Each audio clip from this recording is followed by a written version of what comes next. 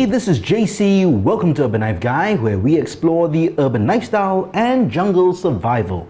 Today we're going to have a look at the LionSteel M4, and I'm going to share with you why this is my current jungle belt knife in the current 3-knife system that I'm using. First, if you watch this channel regularly but have not subscribed, please do so to help the channel out. And if you'd like to support the channel even more, do check out my shop links in the pinned comment or description below. You can even join as a channel member. Thanks a lot. I've always liked LionSteel knives. In fact, my first LionSteel knife is the M3, a substantially bigger knife. It's longer, it's also higher, thicker. And one thing about LionSteel knives, and I've mentioned this as well, they have the most ergonomic handles out there. That's not just my opinion. Many people echo this sentiment as well. So I really like this knife, but I went on to other knives, including this M4. And why is that? Well, let's talk about that a bit. First, I've discussed the jungle belt knives that I carry, or my favorite knives, and I've shared that in a previous video. You can check that out in the link in the card above or description below. It's a really popular video, and those are the knives that I would carry as part of a 3-knife system or as a single kind of a 1-2 option if I did not want to carry so many tools on me. So what's the 3-knife system? Basically, when you go out to the jungle, you should have a 3-knife system. In this case, I would say definitely a parang and a saw. And I also have a Swiss Army knife in my emergency pouch. And let's say I don't bring out a saw for the reason, this becomes my 3-knife system. In any case, the whole idea is 3 different tools that are designed to do different tasks. And you'd carry them on you because you might need the specific tool for a specific task. So you could technically do a lot. Let's say the parang in this part of the world, this is considered a 1-2 option because it can chop, it can slice, it can cut, it can do fine work, but it will never get through thick wood as well as a saw, and it will never do fine tasks as well with a smaller knife. So that's the whole point of the 3-knife system. I subscribe to it, and that's what I carry and bring out each week when I go out to the jungle. So to complement this 3-knife system, in this case, this parang is, as you can see, pretty thick blade stock, 5160 blade steel, very tough. Doesn't hold an edge as a really premium steel, but really tough. And to do the heavier tasks, this is great. Now, this is the Village Chandong model by my parang. And the great thing is you can choke up as well for finer work. And I just find the balance really good for all-round general purpose work when in the jungle. And this is a custom sheath by Marin Knives out of Malaysia as well. Now the saw is the Silky saw. This is the Outback edition. This is the Pocket Boy, the smallest one. Now I do have the Big Boy, but for general light bushcraft work and something that I carry on my belt with me all the time would be these 3 items here. So that's why I moved towards a smaller knife, away from the bigger knives, let's say like the Tops Bob knife or the Tops Brachimo, and I wanted something that was smaller but also thinner. Due to the popularity of thick knives, it's really hard to find bushcraft knives that are not that thick. I think the good example that is a good thickness for bushcraft knives for fine work would be the Moragabak, 3.2 millimeters thick. It's a great thickness for you to do, finer work. It does have a Scandi grind, and then I think there is also a debate on how useful the Scandi grind is for general bushcraft work. Definitely good for woodwork, but what about just general tasks all around? So not everyone thinks the Scandi grind is the best grind for general camp or bushcraft work.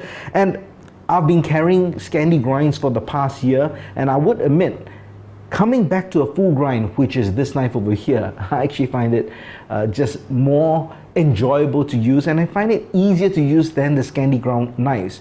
And mainly because I'm doing the task that I would need that a full grind or full flat grind would actually work very well. And if I'm doing heavier tasks that typically a Scandi grind would work, I have my parang, which is a convex grind and plenty tough. So that's why I got this M4. Let's have a look at it. So it's a really small package. It comes by default with this leather sheath. If you're into leather sheaths, then you're really gonna love this. Very well made. Stitching is great. The fit and finish is awesome. And I think if you're into leather, can't go wrong with this. And here's the knife itself. So you have many different choices of handles. This is the green micarta, also comes in G10 in black, you have tan micarta, and you have also various wood handles. So I do like micarta. I went for the green.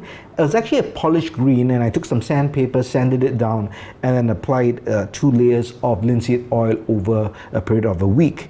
And it's got a deeper, darker, richer look. And if I were to, I think, oil it one more time, it's going to be even richer and darker, which I do like. It's also taken some of the shine out of the handle. Initially, it's really polished and shiny.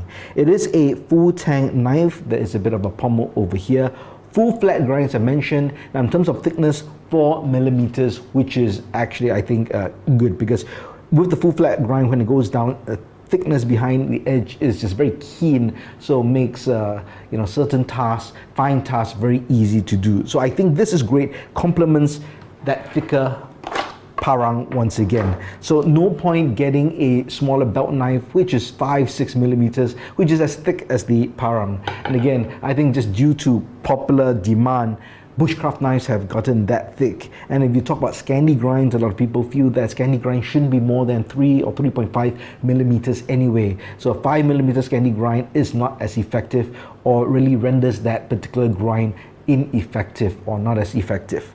But this is a full flat grind, so I was doing fine work. I was battening with it. Now, this is only a 3.75 inch blade, but I was battening about 2 inch pieces of wood. Absolutely no problem. In fact, it just went through like butter. We compared it with a Morag Gabak, and the Morag Gabak definitely put up more of a struggle to batten the wood than this. This was just so easy to use. Now, this blade steel is M390. Now, that's a great steel. Some people consider it overrated, but it depends what you really want. It is considered a premium steel, and the strongest or the highest best attribute would be its corrosion resistance. And being out in the jungle, it's always great to have a knife which will not rust that easily. With the parang being 5160 carbon steel, it will rust. You can see I do maintain it quite well, but you can see there's still some spots forming, and this is oiled, and it will just happen as you bring it out to that humid, damp environment in the jungle. But this will unlikely rust. Just dry it and probably never rust. And then when I bring it back, I still clean it, I dry it, and I oil it anyway. But it's also got great edge retention, and it is tough enough, meaning for what you're going to do with this knife, it's going to be plenty tough. Of course, if you're going to treat it and abuse it, it might chip. However, for my needs, I find this perfect in terms of the grind, in terms of length. And remember, I talked about the handle. Yes, the handle is really ergonomic. The Gabak, I actually like the Gabak in terms of the profile, the thickness, but that handle for me, that swell in the middle, is just too big for my dainty hands. And I could never feel comfortable really wrapping around, getting good purchase and working with it for a long time. But this, it's got that, just a nice swell, but it's not that thick, not that plump. Fits very well. Small to medium hands, but even if you have larger hands, you can see there's still space all the way here. And I've seen several people review this knife and they have larger hands and they still feel it's very comfortable. And for myself personally, I think this is excellent. Now, I don't have any footage of field work in this particular video. I will in future videos. Even though I brought it out many times over the weeks, I have not managed to film it because we've been busy building that bushcraft base camp. But I'll say and show you what I've done for the sheath.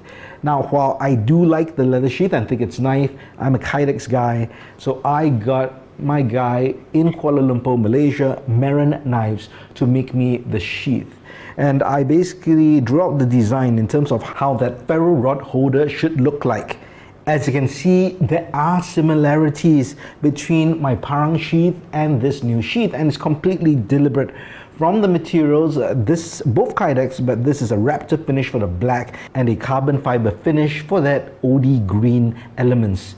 And I wanted really a pattern design, and it's purely aesthetic. I can tell you, nothing functional about this. You do not need this whatsoever.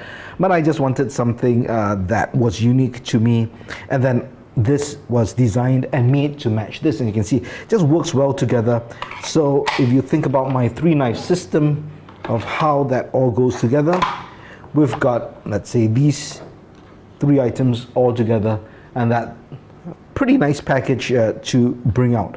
But let's have a closer look at this sheath. Now, as with all of Marin Knives Kydex sheaths, and I've made quite a few with him, I have certain specifications: large thumb ramp, I do want a liner, and I want that drainage hole there. And of course the spacing for the grommets for different attachments that you can put on. So there's that 0.75 inch distance or a 1.5 inch gap, depending on how long your sheath is. And then of course a belt clip, and this can be scout carried by rotating it if you want, just like that. So really flexible, and this just goes onto my belt, easy to take on and off. It goes onto my bushcraft kind of battle belt, but if I take that belt off at base camp and I just want to work, I can take it off easily and put it on my nylon belt, which is my pants belt. So it's just so flexible, great system, keeps that just held so well on my belt, and I know that's never going to fall. Easy to deploy, easy to put back. And this is just a ferro rod holder for my Light My Fire ferro rod. So that is just a piece of Kydex. He formed it, shaped it, cut it, and then polished it. And that goes on this way with that shock cord or elastic, so that it's not going anywhere. So that's my carrying system. And for the knife itself, just to sum up, if you are looking for a knife to complement a 3-knife system and you're carrying a bigger knife like a parang or machete like I do, then consider something that's thinner in profile and think about the grind and think about basically the tasks you do. And of course, all this is dependent on the various bushcraft tasks that you do when you go out. All of us are different. We engage in different kind of activities, even though it's all under the umbrella of bushcraft. So choose that knife that fits you, the size, the thickness, the ergonomics, and then do that as part of your 3-knife system. Well, in a future video, I'll definitely show this in action in work and its capabilities. But for now, do you own the M4? What do you think of the knife? And if you have any thoughts on the 3-knife system or on this knife, do let me know your thoughts in the comments below. If you liked the video, please give it a thumbs up. And if you like the content in general, please subscribe to the channel and hit that notification bell. Thanks for watching. Talk to you soon.